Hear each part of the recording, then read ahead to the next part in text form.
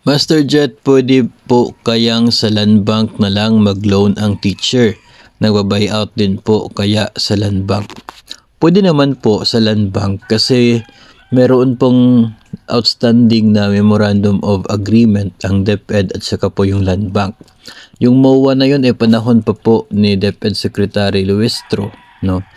At hindi naman po nagkaroon ng bagong MOA regarding doon sa LBP Livelihood Program. Parang yun po yung pangalan ng loan na yun, no?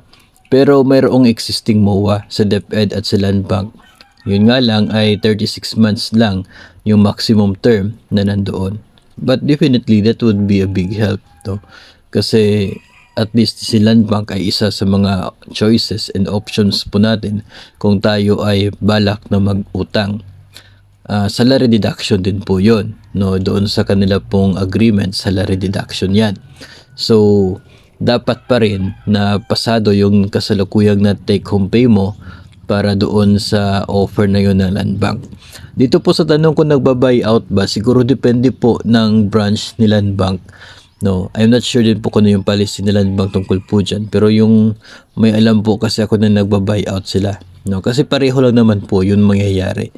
No, mag-apply ka ng loan sa kanila, tapos babayaran yung utang sa kabila, mawawala yung deduction sa isang bangko, tataas yung deduction mo sa Land Bank.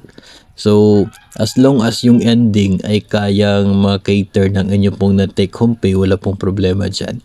Ngayon yung pag-gamble, yung pag-process ng buyout, depende po siguro sa branch na Land Bank kung gagawin po nila. No, but pwede naman talaga na mangyayari yon. Allowed naman yan ng DepEd, and for as long as yung net take home pay mo talaga hindi bababa sa 5,000 yung result after that transaction.